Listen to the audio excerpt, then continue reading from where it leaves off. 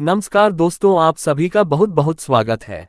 सबसे पहले आपको और आपके पूरे परिवार को पितृपक्ष की बहुत बहुत शुभकामनाएं एवं बधाई या आपके समस्त पितरों का भरपूर आशीर्वाद आप सभी को प्राप्त होता रहे। आप सभी निरंतर उन्नति करें, प्रगति करें, स्वस्थ रहें, व्यस्त रहे और मस्त रहे। पितृपक्ष का आरंभ भाद्रपद माह के शुक्ल पक्ष की पूर्णिमा तिथि से होकर अश्विन माह के कृष्ण पक्ष की अमावस्या तक रहता है। यानी प्रत्येक वर्ष 16 दिन के पितृपक्ष होते ही इन्हें 16 श्राद्ध कहा जाता है। इन्हें कनागत, महालया, श्राद्ध या कड़वे दिन के नाम से भी जाना जाता है। पितृपक्ष यानी श्राद्ध का हिंदू धर्म में विशेष महत्व होता है। पितृपक्ष में पूर्वजों को श्रद्धापूर्वक याद करके उनका श्राद्ध कर्म किया जाता है। श्राद्ध न केवल पितरों की मुक्ति के लिए किया जाता है, बल्कि उनके प्रति अपना सम्मान प्रकट करने के लिए भी किया जाता है। धार्मिक मान्यता और पौराणिक शास्त्रों के अनुसार पितृपक्ष में सभी प्रकार के मांगलिक व शुभ कार्य वर्जित होते हैं। शास्त्रों में देवी देवताओं की पूजा के साथ पूर्वजों की पूजा भी वर्जित मानी जाती है। ऐसे में सबके मन में एक सवाल कौंधता है कि पितृपक्ष में देवी देवताओं की पूजा करनी चाहिए या नहीं। आइए जानते हैं इसके बारे में। पितृपक्ष के दौरान पितृलोक से समस्त पितरों को मुक्त कर दिया जाता है और वह सभी पितृ वायु रूप में अपने परिजनों के घर के आसपास या उनके द्वार पर आकर के उनसे अपेक्षा करते हैं कि हमारे लिए निरंतर जलांजलि प्रदान करेंगे, पिंडदान देंगे, तर्पण करेंगे, श्राद्ध करवाएंगे, ब्राह्मणों को भोजन करवाएंगे। अगर उनके परिजन उनके निमित्त ये सब कार्य करते हैं तो उनके पितरों को परम शांति प्राप्त होती है और वो तृप्त होकर के पुनः पितृलोक में अपने परिजनों को आशीर्वाद देकर के प्रस्थान कर जाते हैं। अगर उनके परिजन उनको तृप्त नहीं कर पाते हैं, श्राद्ध नहीं करते हैं, तो उनके परिजन को जो है वो आशीर्वाद के स्थान पर शाप भी दे सकते हैं। इसलिए आप पितरों के निमित्त पितृकर्म अवश्य करें। मनुष्य का पहला कर्तव्य होता है पितृकर्म करना, श्राद्ध करना, और श्राद्ध हमेशा श्रद्धा से किया जाता है।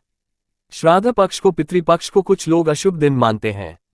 कई लोग तो इनको कड़वे दिन के नाम से भी जानते हैं और कहते हैं कि पितृपक्ष में भगवान का पूजन नहीं करना चाहिए।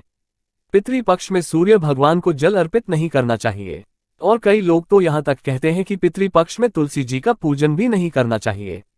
कहते हैं कि पितृपक्ष में शंख नहीं बजाना चाहिए, पितृपक्ष में गरुड़ घंटी नहीं बजाना चाहिए।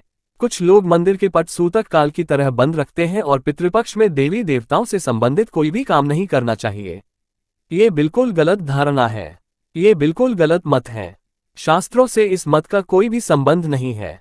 तो आज हम आपको स्पष्ट कर दें कि पितृपक्ष के जो दिन होते हैं वो पितरों के विशेष दिन होते हैं और उन दिनों में भी आपको जिस प्रकार आप पहले पूजन करते हैं, यानी आप भगवान को अगर स्नान करवाते हैं, वस्त्र पहनाते हैं, पुष्प चढ़ाते ही तुलसी जी चढ़ाते हैं, दीपक लगाते हैं, भोग लगाते हैं, आरती उतारते हैं, गरुड़ घंटी बजाते हैं, शंख बजाते हैं, तो उसी विधि से भी आपको पितृपक्ष में भी पूजन अर्चन करना चाहिए। यानी पहले की भांति पितृपक्ष में भी नियमित रूप से आपको पूजन अर्चन करना चाहिए। सुबह शाम जैसा भी आप अपने घर में घर के मंदिर में पूजन अर्चन करते हैं, उसी अनुरूप आपको श्राद्ध पक्ष के दौरान भी पूजन अर्चन करना चाहिए। इसमें किसी भी प्रकार का कोई संशय या दोष नहीं माना जाएगा। इसी तरह हम आपको स्पष्ट कर दें कि पितृपक्ष के दौरान आप भगवान के लिए नए वस्त्र भी खरीद करके ला सकते हैं और देवी देवताओं के पूजन से संबंधित सामग्री भी आप अपने घर में ला सकते हैं और प्रत्येक दिन पूरे विधि विधान के साथ में अपने घर के मंदिर में आप पूजन अर्चन कर सकते हैं। और अगर आप प्रत्येक दिन नियमित रूप से मंदिर जा करके वहां पूजन करते हैं या शिवलिंग का पूजन करते हैं, तो वो भी कार्य आप पितृपक्ष में संपन्न कर सकते हैं। इसमें किसी भी प्रकार का कोई दोष नहीं माना जाएगा। और अगर आप सूर्य नारायण भगवान को प्रत्येक दिन जल अर्पित करते हैं तो पितृपक्ष में भी आपको सूर्य भगवान को जल अवश्य अर्पित करना चाहिए। तुलसी माता का पूजन भी करना चाहिए, गौ माता का पूजन भी करना चाहिए और पितृपक्ष में आप देवताओं का पूजन तो करें, लेकिन साथ में ये भी ध्यान रखें कि पितरों की आराधना और पितरों का श्राद्ध भी अवश्य करना चाहिए, क्योंकि आपके जितने भी मृतक पितर या पूर्वज होंगे वो आपसे अपेक्षा रखेंगे, वायु रूप में आपके द्वार पर आपके घर के आसपास आकर के उपस्थित हो जाएंगे और आपसे जलांजलि की, पिंडदान की तथा श्राद्ध कर्म की अपेक्षा करेंगे। तो आप पितृपक्ष के दौरान उनके निमित्त प्रतिदिन जल की एक अंजलि जल अवश्य दें। जल अंजलि प्रदान करने के लिए कुशा, जौ और तिल का उपयोग किया जाता है। इसी तरह आप पितरों के निमित्त कर्म करें। श्राद्ध का अर्थ होता है पितरों को जलांजलि प्रदान करना, पितरों के निमित्त पिंडदान देना तथा पितरों के निमित्त ब्राह्मणों को भोजन करवाना, पितरों के निमित्त गौ माता को रोटी खिलाना, हरी घास खिलाना, पितरों के निमित्त जो है कौवों को एक ग्रास यानी रोटी खिलाना तथा कुत्ते को रोटी खिलाना और इसी तरह चींटी को शक्कर और आटा खिलाना। और पितरों के निमित्त आप जो है गरीब, असहाय और जरूरतमंद लोगों को भी दान पुण्य अवश्य करें। पितृपक्ष पितरों की तृप्ति का सबसे महत्वपूर्ण महापर्व माना जाता है और पितरों के प्रति श्रद्धा प्रकट करने का पर्व ही श्राद्ध पर्व कहलाता है। इसलिए अगर आप अपने पितरों के प्रति श्रद्धा रखते हैं, अपने मृतक पूर्वजों जैसे माता, पिता, चाचा, चाची, ताऊ, चाचा या फिर दादा, दादी, नाना, नानी या सास, ससुर या अन्य जो भी मृतक आपके परिजन मृत्यु को प्राप्त हो चुके हैं, उनके प्रति यदि आप श्रद्धा प्रकट करना चाहते हैं, उनकी आत्मा को तृप्त करवाना चाहते हैं, क्योंकि प्रत्येक आत्माएं मृत्यु के पश्चात अनेक योनियों में भटकती हुई पुनः मनुष्य योनि में आती है और कुल मिलाकर के 84 लाख योनियों में भटकने के बाद उसको मनुष्य योनि प्राप्त होती है।